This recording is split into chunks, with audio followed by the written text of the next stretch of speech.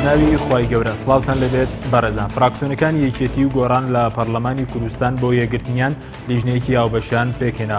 ئەمڕۆ لە شاری سلێمانی فراکسیۆنەکانی یەکێتی و گۆڕان لەگەڵ سەرکردایەتی هاوبەشەکەیان کۆبوونەوە و بەریاریاندا لیژنەیەکی هاوبەش بۆ دروستکردنی هاوپەیمانێک لە پەرلەمانی کوردستان پێک بێنن. بە میوانداریێک لە بەڕێزان فەرحان جەوهەر ئەندامی پەرلەمانی کوردستان لە فراکسیۆنی پارتی دیموکراتی کوردستان لە بەش یەکەم، هەروەها لە بەشی دووەم دکتۆرە بەهار مەحموود ئەندامی پەرلەمانی کوردستان لە فراکسیۆنی گۆڕان تاوتوێیان پرسە دەکەین. سەرەتا راپۆرتێک دەبینین دواتر دەچینە هەولێر لای کاک فەرحان جەوهەر. فراکسیۆنی یەکێتی نیشتیمانی کوردستان و بزوتنەوەی گۆڕان لە پەرلەمانی کوردستان. یەکێتی نیشتیمانی و بزوتنەوەی گۆڕان لێژنێکی هاوبەشیان پێکهێنا بۆ دروستکردنی هاوپەیمانیەک لە نێوان لیستەکانیان لە پەرلەمانی کوردستان. باپی ڕێککەوتنی نێوان یەکێتی نیشتیمانی و بزوتنەوەی گۆڕان کە لە هەفتەی ئاری 2016 واژۆ کرابوو، ئەبێت فراکسیۆنی هەردوو حیزب لە پەرلەمانی کوردستان یەک بگرن لە چوارچەوەی هاوپەیمانەتێک. ئەم ڕۆژ بۆ هەمان مەبەست لیستەکانی گۆڕان و یەکێتی لەگەڵ سەرکردایەتی هاوبەشەکان کۆبوونەوە.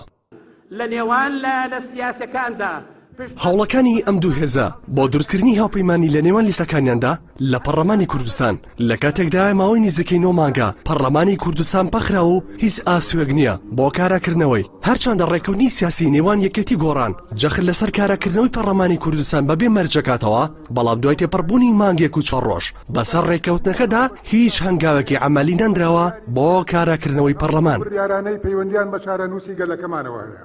ئێستا نەخشەی سیاسی پەرلەمانی کوردستان پێکدێک لە 17 لیست و پارتی دیموکراتی کوردستان بە 38 کورسی لیستی یەکەمە لە ڕووی ژمارەی کورسیەوە. لە کاتی کاراکردنەوەی پەرلەمانی کوردستان و یەکگرتنی فراکسیۆنەکانی یەکێتی و گۆڕان، نەخشەی سیاسی پەرلەمانی کوردستان گۆڕانکاری بەسەردا دێت و یەکێتی و گۆڕان بە 42 کورسی دەبنە لیستی یەکەم لە ناو پەرلەماندا و پارتیش دەبێتە هێزی دووەم.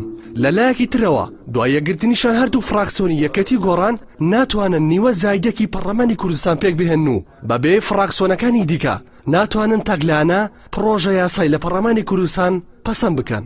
ماوەی نزیکەی 9 مانگە پەرلەمانی کوردستان بە بڕیاری مەکتەبی سیاسی پارتی دیموکراتی کوردستان پەخراوە. ئاماژەکانیش ئەوەمان پێدەڵێن پێناچێت بەهۆی دۆخی چەکبەستووی هەرێم و ناکۆکی حیزبەکان بەم زوانە پەرلەمان کارە بکرێتەوە.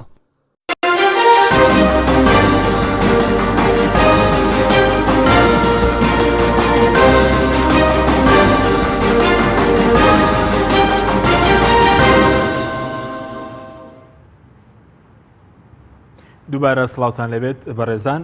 کاک فەرحان زۆر سوپاس بۆ ئامادەبوونت.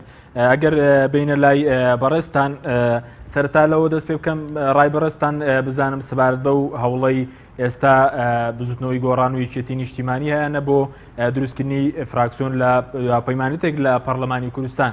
ئایا ئەم دروستکردنی هاوپەیمانێتی کاریگەری دەبێت لەسەر ئایندەی پەرلەمانی کوردستان و کاراکردنەوەی؟ بەڵێ سەرەتا سڵاوی خۆتان لێبێت، زۆر سوپاستان دەکەم.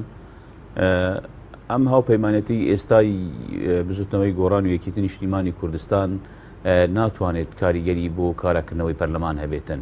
لەبەرەوەی ئێمە ئەوەی ئەمڕۆ ئەم بارودۆخەی قوڵقاندووە بەهۆی ئەم کێشە سیاسانەی نێوان لایەنە سیاسیەکان بە تایبەتی بزوتنەوەی گۆڕان لەگەڵ ئێمە وەکو پارتی دیموکراتی کوردستان بۆ کاراکردنەوەی پەرلەمان پێویستیمان بە چارەسەرکردنی ئەو گرفتانە هەیە سەرەتا.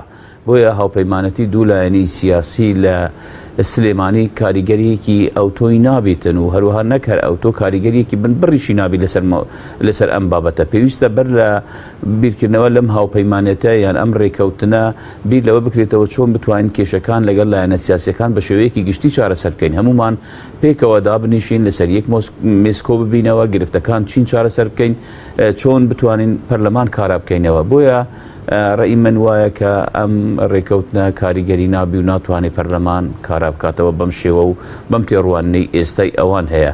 لە کاتێکدا ئەوەی باشتە کە ئەمڕۆ لێدوانێک هەبووە گوایە ئێمە پێویستیمان بە ڕێکەوتنێکی نوێیە لەگەڵ ئێمە، ینی کە ئەوان پێویستیان بە ڕێکەوتنێکی نوێ بی لەگەڵ پارتی دیموکراتی کوردستان.